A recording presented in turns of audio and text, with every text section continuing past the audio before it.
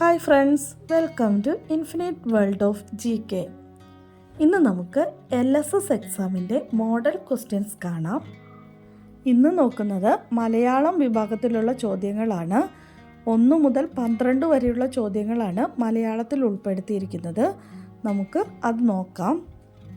ഒന്നാമത്തെ ചോദ്യം, പ്രകൃതി സ്നേഹിയായ കവയത്രി സുഗതകുമാരിയുടെ സ്മരണയ്ക്കായി സ്കൂൾ വളപ്പിൽ വൃക്ഷത്തൈകൾ നട്ടുപിടിപ്പിച്ചു. ഈ വാക്യത്തിൽ ഓർമ്മ എന്നർത്ഥം വരുന്ന പദം ഏതാണ്? ഉത്തരം സ്മരണ.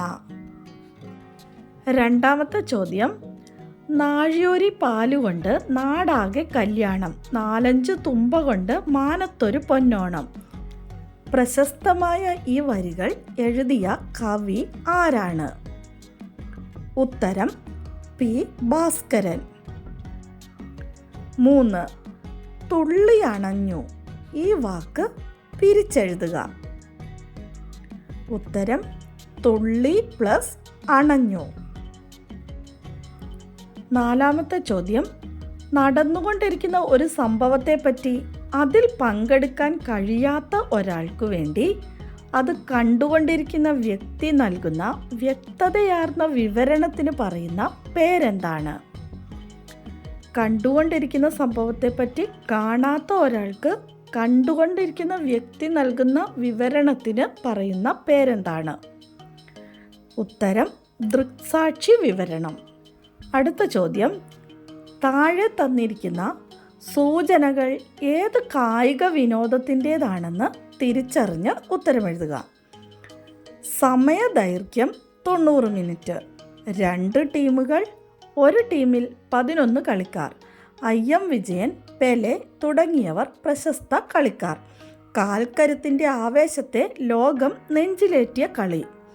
ഈ കളി ഏതാണെന്നാണ് ഉത്തരമെഴുതേണ്ടത്. ഉത്തരം ഫുട്ബോൾ. 6 മുതൽ 10 വരെയുള്ള ചോദ്യങ്ങൾക്കുള്ള ഉത്തരങ്ങൾ തന്നിട്ടുള്ളതിൽ നിന്നും തിരഞ്ഞെടുത്തെഴുതാനാണ് 6ാമത്തെ ചോദ്യം. കഥകളിയിൽ തിരശീലയ്ക്ക് പിന്നിൽ നിന്ന് കഥാപാത്രങ്ങൾ ചുവട് വെച്ച് അമർന്ന് കളിക്കുന്ന ചടങ്ങ് ഏതാണ്? ഓപ്ഷൻ A വന്ദന ശ്ലോകം, B തോടയം, C അരങ്ങുകേളി, D കേളികൈ.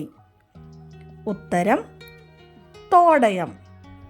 7ാമത്തെ ചോദ്യം, താഴെ കൊടുത്തിരിക്കുന്ന പദങ്ങളുടെ കൂട്ടത്തിൽ നിന്നും ശരിയായ അക്ഷരമാലാക്രമത്തിലുള്ളത് തെരഞ്ഞെടുത്ത് എഴുതുക. ഓപ്ഷൻ A അങ്കണം, കരുണ, കുടിൽ, താവളം. B അങ്കണം, താവളം, കരുണ, കുടിൽ. C കരുണ, കുടിൽ, അങ്കണം, താവളം.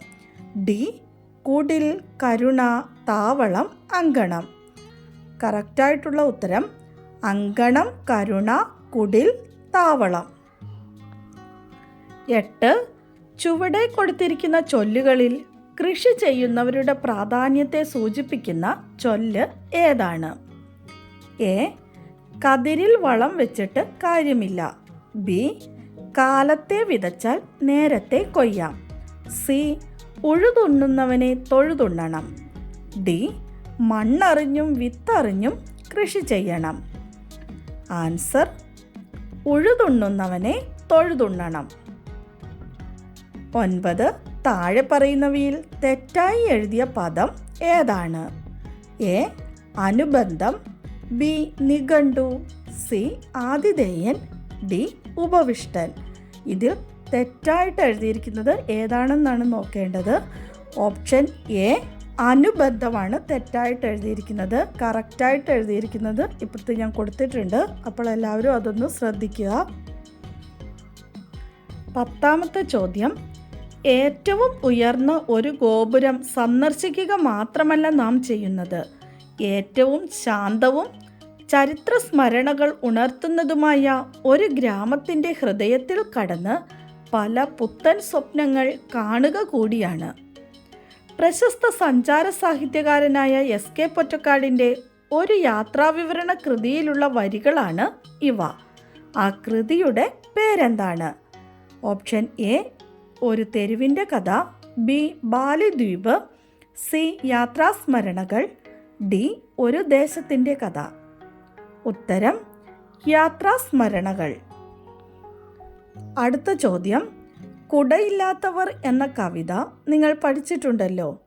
ഈ മഴ കവിത വായിച്ച് തുടർന്നുള്ള ചോദ്യങ്ങൾക്ക് ഉത്തരം എഴുതുക. അപ്പോൾ നമുക്ക് കവിത നോക്കാം. കൊട്ടിപ്പാടുന്നു മഴ നടവരമ്പത്തൊരു കുട്ടിയുണ്ടതിൻ കയ്യിൽ പുസ്തകം പൊതിച്ചോറും കുടയായൊരു തൂശനിലയും അതു കൊത്തിക്കുടയുന്നുവോ മഴക്കാറ്റിൻ്റെ കാക്കക്കൂട്ടം. കുപ്പായം കുതിർന്നൊട്ടി ചേർന്ന തന്നുടൽ കാൺകെ കുട്ടിക്ക് നാണം മഴ നഗ്നനാക്കിയോ തന്നെ. വഴിയിൽ പുതുവെള്ളപ്പാച്ചിലിൽ പൊടിമീനും മഴ തൻ സംഗീതത്തിൽ കുട്ടിയും നീന്തിപ്പോയി. ONV കുറുപ്പിൻ്റെ മഴ എന്ന കവിതയാണ്. ചോദ്യം ഇതാണ്: മഴക്കാറ്റിൻ്റെ ശക്തിയിൽ ഇലക്കുട തകർന്നുപോയി എന്ന ആശയം വരുന്ന വരികൾ ഏതാണെന്ന് താഴെ എടുത്തെഴുതുക. ഞാനിവിടെ മാർക്ക് ചെയ്ത് കൊടുത്തിട്ടുണ്ട്. കുടയായൊരു തൂശനിലയും അതു കൊത്തിക്കുടയുന്നുവോ മഴക്കാറ്റിൻ്റെ കാക്കക്കൂട്ടം. ഇതാണ് കറക്റ്റായിട്ടുള്ള ഉത്തരം. ബി. നീര് എന്ന അർത്ഥം വരുന്ന പദം കവിതയിൽ നിന്ന് കണ്ടെത്തി എഴുതുക. നീര് എന്ന അർത്ഥം വരുന്ന പദം ഏതാണെന്ന് നോക്കുക. ഉത്തരം വെള്ളം. അടുത്ത ചോദ്യം, മഴ എന്ന കവിതയുടെ ആസ്വാദനക്കുറിപ്പ് എഴുതുക. അപ്പോൾ നമുക്ക് ആസ്വാദനക്കുറിപ്പ് നോക്കാം. മനസ്സിൽ ഒരു മഴക്കാല ചിത്രം വരച്ചിടുന്ന ONV കുറുപ്പിൻ്റെ ഒരു മഴക്കവിത. തകൃതിയായി പെയ്യുന്ന മഴയിൽ പാടവരമ്പിലൂടെ നടന്നു നീങ്ങുന്ന കുട്ടി. അവൻ്റെ കയ്യിൽ പുസ്തകവും പൊതിച്ചോറുമുണ്ട്. കുടയായി പിടിച്ചിരിക്കുന്ന തൂശനിലയെ കൊത്തിക്കുടയുന്ന മഴക്കാറ്റ്. മഴയിൽ നനഞ്ഞൊട്ടിയ കുപ്പായം കാണുമ്പോൾ കുട്ടിക്ക് നാണം. മഴ തന്നെ നഗ്നനാക്കിയോ എന്ന് കുട്ടി ആശങ്കപ്പെടുന്നു. പുതുവെള്ളപ്പാച്ചിലിൽ ഒഴുകി നീങ്ങുന്ന പരൽ മീനുകൾക്കൊപ്പം കുട്ടി നടന്നു നീങ്ങി. കുട്ടിയുടെ തകർന്നുപോയ തൂശനിലയെ മഴക്കാറ്റിൻ്റെ കാക്കക്കൂട്ടം കൊത്തിക്കുടഞ്ഞ കുടയായി കവി വിശേഷിപ്പിക്കുന്നു. കവിതയിലെ ഏറ്റവും മനോഹരമായ ഈ വരികളിലൂടെ തകർന്ന തൂശനിലയുമായി നടന്നു നീങ്ങുന്ന കുട്ടിയുടെ രൂപം നമുക്ക് മുന്നിൽ തെളിയുന്നു. തകൃതിയായി പെയ്യുന്ന മഴയെ കൊട്ടിപ്പാടി പെയ്യുന്ന മഴ എന്ന് വിശേഷിപ്പിച്ചതും കവിതയുടെ മനോഹാരിതയ്ക്ക് മാറ്റുകൂട്ടുന്നു. മഴയുടെ താളത്തിനൊപ്പം പരൽ മീനുകളുടെ കൂടെ നടന്നു നീങ്ങുന്ന കുട്ടിയെ ഓർക്കുമ്പോൾ നമ്മുടെ മനസ്സിലും കുളിര് പടരുന്നു. അടുത്ത ചോദ്യം, താഴെ കൊടുത്തിരിക്കുന്ന ഭാഗം വായിച്ചിട്ട് തുടർന്ന് വരുന്ന ചോദ്യങ്ങൾക്ക് ഉത്തരം എഴുതാനാണ്. അപ്പോൾ നമുക്ക് താഴെ തന്നിരിക്കുന്ന ഭാഗം വായിച്ചു നോക്കാം. വീട് വൃത്തിയാക്കാൻ അച്ഛനെ സഹായിക്കുകയായിരുന്നു അമ്മു. അപ്പോഴാണ് മുറിയുടെ മൂലയ്ക്ക് പഴയ റേഡിയോ കിടക്കുന്നത് കണ്ടത്. പൊടി തുടച്ച് അവൾ അത് ഓണാക്കി നോക്കി. ഇരമ്പൽ മാത്രം. അച്ഛൻ പറഞ്ഞു, ഇത് ഒരു കാലത്ത് നമ്മുടെ വീട്ടിലെ താരമായിരുന്നു. എന്തൊക്കെ രസകരങ്ങളായ പരിപാടികളായിരുന്നു. വയലും വീടും, ചലച്ചിത്ര ഗാനങ്ങൾ, യുവവാണി വാർത്തകൾ, അങ്ങനെ പലതും. ഇതിൻ്റെ ശബ്ദമൊന്ന് കേൾക്കാൻ നമ്മുടെ ഉമ്മറത്ത് ശ്രോതാക്കളുടെ തിക്ക് തിരക്കുമായിരുന്നു. അമ്മു അത്ഭുതത്തോടെ കേട്ടു നിന്നു. മാർക്കോണിയാണ് റേഡിയോ കണ്ടുപിടിച്ചതെന്ന് ഞാൻ പഠിച്ചിട്ടുണ്ട്, അമ്മ പറഞ്ഞു. വിനോദത്തിനും വിജ്ഞാനത്തിനും ഒരുപോലെ ഉപയോഗിക്കാവുന്ന ഈ വാർത്താവിനിമയ മാധ്യമത്തിന് ഇപ്പോൾ പ്രചാരം കുറവാണ്. ഒരേ സമയം കാണാനും കേൾക്കാനും കഴിയുന്ന TV-യുടെ ആരാധകരായി മാറി പുതുതലമുറ. അന്ന് രാത്രിയിൽ അമ്മു റേഡിയോ വീണ്ടും തിരിച്ചും മറിച്ചും നോക്കിക്കൊണ്ടേയിരുന്നു. റേഡിയോ തൻ്റെ കഥ പറയാൻ തുടങ്ങി. ഇനി നമുക്ക് ചോദ്യങ്ങൾ എന്തൊക്കെയാണെന്ന് നോക്കാം.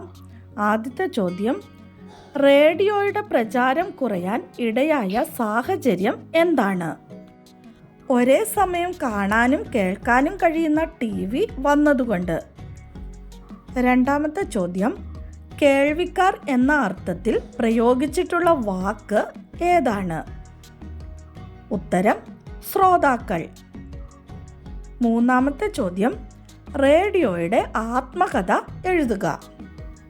ആത്മകഥ നോക്കാം. എൻ്റെ പിതാവായി അറിയപ്പെടുന്നത് മാർക്കോണി എന്ന ശാസ്ത്രജ്ഞനാണ്. ഇന്ത്യക്കാരനായ ജഗദീഷ് ചന്ദ്രബോസ് ഉൾപ്പെടെ നിരവധി ശാസ്ത്രജ്ഞർ എൻ്റെ കണ്ടുപിടുത്തത്തിൻ്റെ നാൾ വഴിയിൽ മുഖ്യ സംഭാവനകൾ നൽകിയിട്ടുണ്ട്. ചരിത്രത്തിന് ശാസ്ത്രം നൽകിയ മികച്ച മുതൽക്കൂട്ടാണ് ഞാൻ.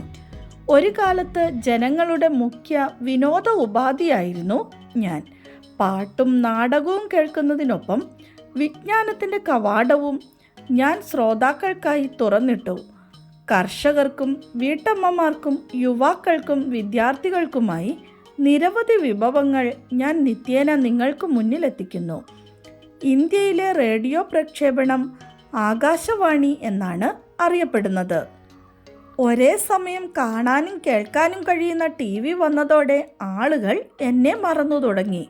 എങ്കിലും എന്നെ സ്നേഹിക്കുന്ന കുറേ ആളുകളെങ്കിലും നിങ്ങൾക്കിടയിലുണ്ട് എന്നതാണ് എൻ്റെ ഏക ആശ്വാസം. മലയാളം 12 ക്വസ്റ്റ്യൻസ് ആണ് ഉണ്ടായിരുന്നത്. നമ്മൾ 12 ക്വസ്റ്റ്യൻസ് നോക്കിക്കഴിഞ്ഞു. നാളെ നമുക്ക് ഇംഗ്ലീഷും EVSും നോക്കാം. നമ്മുടെ കഴിഞ്ഞ ദിവസത്തെ ബോണസ് ക്വസ്റ്റ്യൻ, സ്വാതന്ത്ര്യത്തിന് ശേഷം കേരളത്തിൽ നിർമ്മിക്കുന്ന ആദ്യത്തെ സെൻട്രൽ ജയിൽ ഏതാണ് എന്നതായിരുന്നു. ഉത്തരം തവനൂർ. കറക്റ്റായി ആൻസർ പറഞ്ഞ എല്ലാ കൂട്ടുകാർക്കും ഒത്തിരി അഭിനന്ദനങ്ങൾ.